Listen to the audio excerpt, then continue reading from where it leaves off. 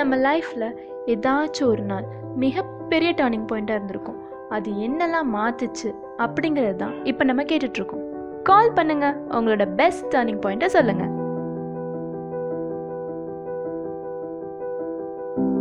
சொல்லுங்க, உங்க பேர்? கார்த்திக். உங்க லைஃப்ல திருப்பி போட்ட அந்த நாளை பத்தி சொல்லுங்க. அந்த நபர் யாருன்னு சொல்லுங்க.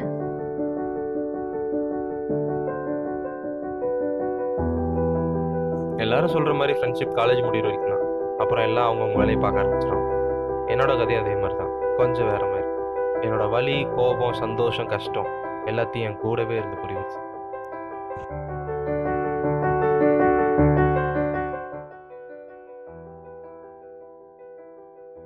அவங்ககிட்ட என்ன சொன்னேன்? உன் கூட சேர ஆரம்பிச்சனால தான் சந்தோஷமா இருக்கேன்.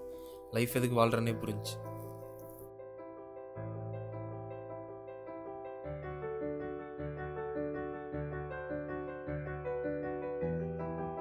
அம்மா, நானும் கேட்கணும்னு நினச்சேன்.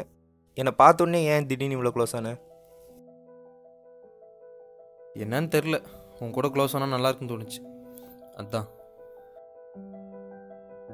ஓ, அதே மாதிரி நீ எனக்கு ஃப்ரெண்டான. அதான்.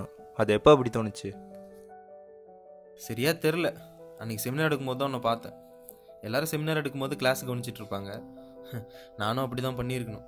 ஆனால் வெளியில் யாரோ போகிறாங்கன்னு சொல்லிட்டு அவங்கள பார்த்தேன். அவங்களாம் என்ன பார்த்துட்டாங்க. ஆமாம், அதான் நானே பார்த்தேனே. அப்போது வெளியில் யாரோ போயிட்டு போகிறாங்க, நீ ஏடா பார்க்குறேன்னு எனக்கு யாரும் அட்வைஸ் பண்ணல. ஆனால் நீ பண்ண. அங்கே நீ இல்லாமல் வேறு யார் இருந்தாலும் அப்படி தானே பண்ணியிருப்பேன். தெரில, அங்கே இம்ப்ரெஸ் ஆன.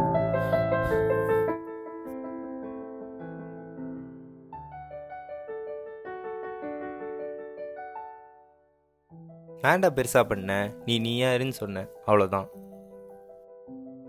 நீ யாருன்னு சொன்னது தான்டா என் லைஃப்லேயே சேஞ்ச் பண்ண ஃபர்ஸ்ட் மூமெண்ட். அப்படியா? சரி, நான் அப்படி என்னென்ன சேஞ்ச் பண்ணிட்டேன்னு சொல்லு. எனக்கு தெரிஞ்சு ஃபஸ்ட்டு என் கேரக்டர் புரிஞ்சு நடந்தது நீ மட்டும்தான், மற்றவங்க மாதிரி இல்லாமல். அது நான் எல்லாத்துக்கிட்டையும் பண்ணுறது தான்டா, வேறு ஏதாவது சொல்லு. அப்புறம் எப்போ எல்லா வேலையும் கரெக்டாக செஞ்சுருவேன். யார் என்ன வேலை கொடுத்தாலும் மறுக்காமல் செஞ்சுருவேன். ஒரு சின்ன வேலையை பார்க்கும்போது கூட ஒரு பெரிய வேலையை பார்க்குற பரபரப்பு இருக்கும். ஆனால் எல்லாத்தையும் சேர்த்து ஒரே வாரத்தில் நீ முட்டாள்னு சொல்லிட்ட. நீ உன் வேலையை செய்யலடா, உன்னை சுற்றி இருக்கவங்க வேலையை செஞ்சுட்டு இருந்த, அதான் சொன்னேன்.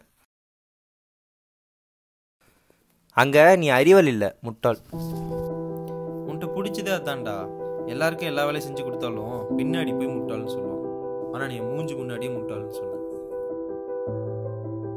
நம்ம ஒருத்தருக்கு பண்ணால் நம்ம அவங்ககிட்டேருந்து எதுவும் திரும்பி எதிர்பார்க்கக்கூடாது. வேறு ஏதாவது? அப்படின்னா இதுதான் என் லைஃப்லேயே பெஸ்ட்டு சேஞ்சுனா, ஒரு சின்ன சுச்சுவேஷனாலும் சரி, ஒரு கிரிட்டிக்கல் சுச்சுவேஷனாக இருந்தாலும் சரி, ஒரு பயத்தோடு தான் பண்ணிகிட்ருப்பேன்.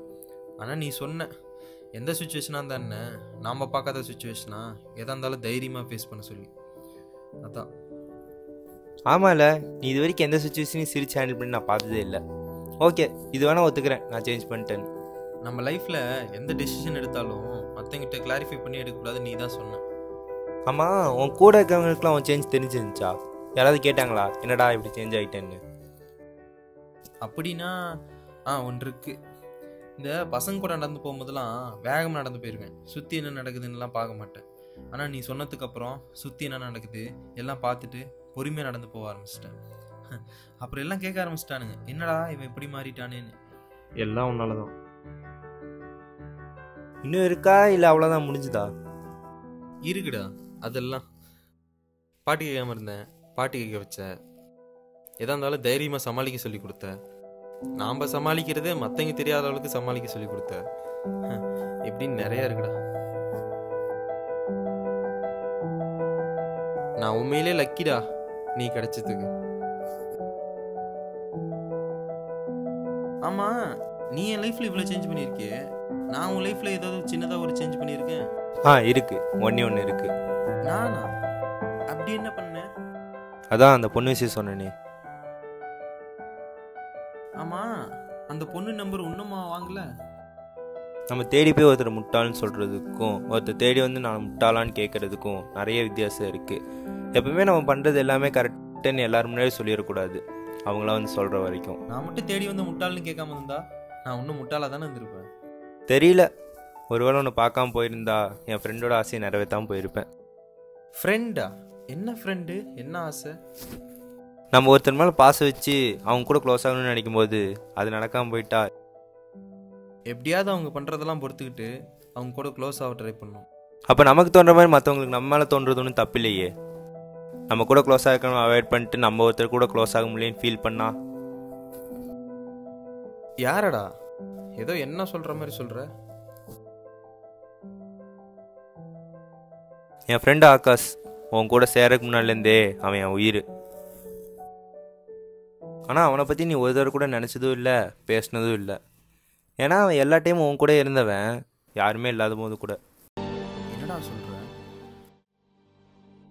என்னடா சொல்கிற? நான் உன்னை மாற்றினேன்னு சொன்னியே, இந்த மாறணும்னு ஆசைப்பட்டதெல்லாம் அவன். போய் அவனை போய் பார்ப்போம்.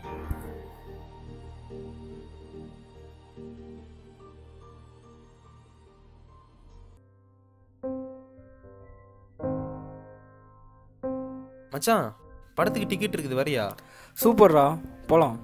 ஒரு நிமிஷம் சொல்லு மச்சான், நீ வரியா? சரி ரெடி, நான் அவங்க கூட படத்துக்கு போயிட்டு இருந்தேன். சரிடா மச்சி, பார்த்து போயிட்டு வா.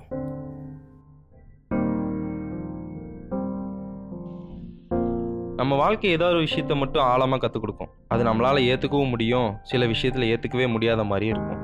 அந்த விஷயம் ரொம்ப கஷ்டமானதாக தான் இருக்கும், ஆனால் அதை ஏற்றுக்கிட்டு தான் ஆகணும். அதை விட்டுட்டு நான் ஏற்றுக்க மாட்டேன், எனக்கு இந்த வாழ்க்கையே வாழ பிடிக்கலன்னு சொன்னால்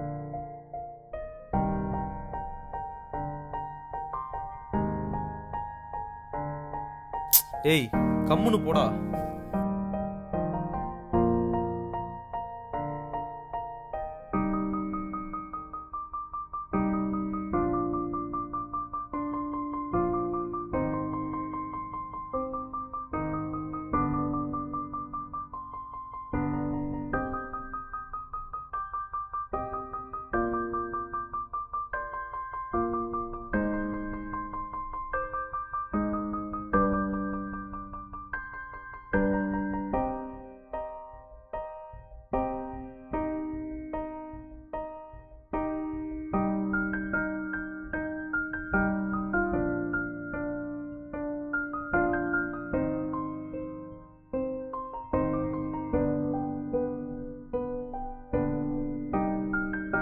மச்சான் அங்க பாரு, அங்க என்னடா பாக்குற?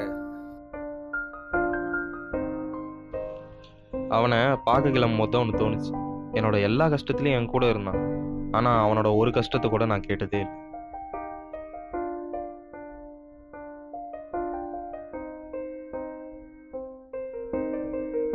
கடைசி வரைக்கும் என்னை புரிஞ்சுக்கிட்ட ஒருத்தன் கூடவே இருந்தோம். அவனை என்னால் புரிஞ்சிக்கவே முடியலன்ற ஒரு வழி மட்டும்தான் என் மனசுக்குள்ளே இருந்துச்சு.